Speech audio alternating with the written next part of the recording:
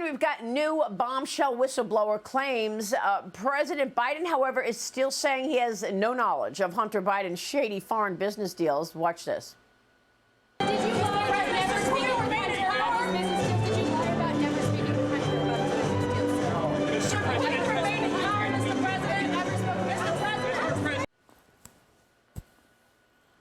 Joining me right now is Pennsylvania Congressman, member of the House Oversight and Foreign Affairs, Transportation and Infrastructure Committee. Scott Perry is here. He is also the House Freedom Caucus chairman.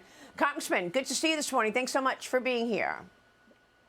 Good morning, Maria. It's great to be with you. You have to expect that the president is probably going to double down on his position. I mean, we can't prove that he was sitting next to Hunter, even though Hunter obviously texted that to the Chinese Communist Party official.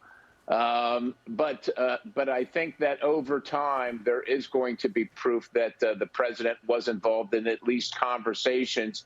If not, look, when all the bank records come in, especially the overseas stuff, if the president, then the vice president was taking money at the same time from foreign governments or foreign officials or foreign business dealers in exchange for policy positions in the United States, that's going to be an enormous issue, obviously.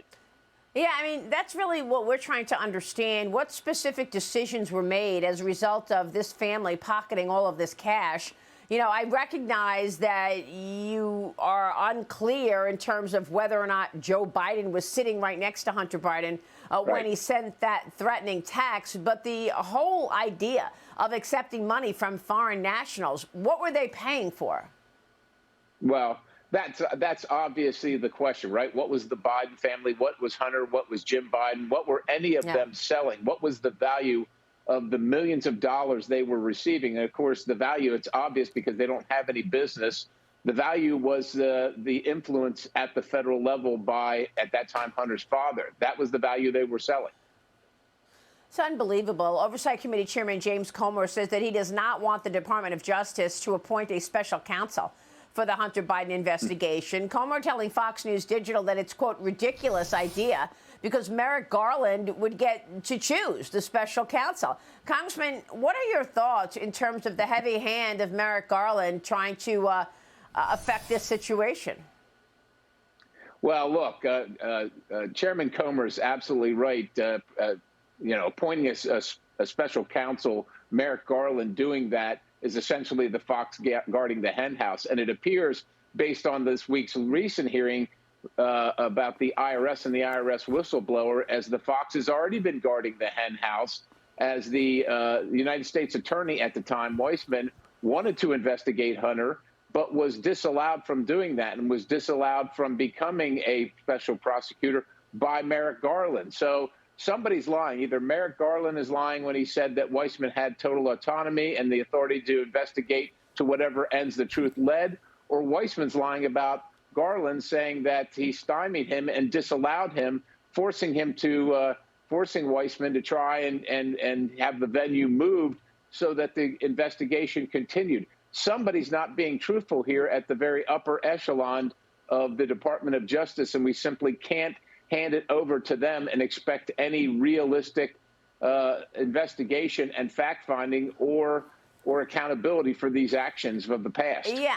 I mean, it's the reason that House Speaker Kevin McCarthy is now threatening Attorney General Merrick Garland with impeachment. He tweeted this: if the whistleblower's allegations are true, this will be a significant part of a larger impeachment inquiry into Merrick Garland's weaponization of the Department of Justice.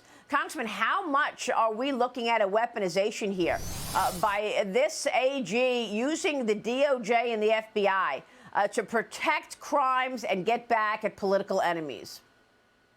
Well, it's abundantly clear, especially now with looking at the statute of limitations having run.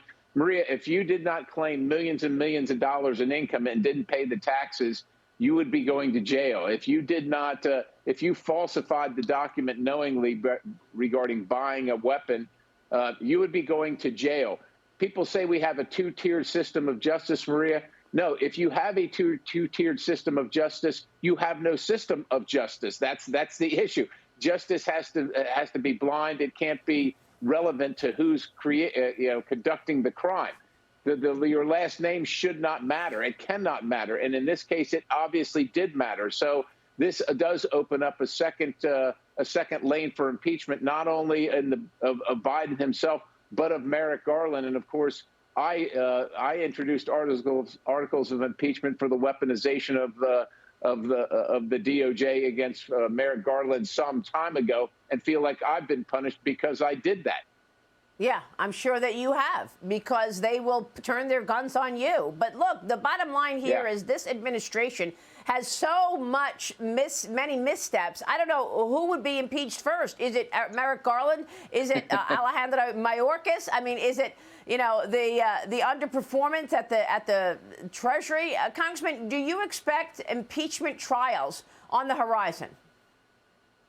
Well, look, that's the only methodology, that's the only vehicle that the House has, in its quiver in this regard to ensure accountability. And like I said, we certainly can't count on Merrick Garland to get accountability from Merrick Garland from using the federal infrastructure against citizens. So, yeah, I do expect it, as long as these facts continue to show that he used it for political purposes. The awesome power of the federal government was used to shield crimes for politically favored individuals in the administration.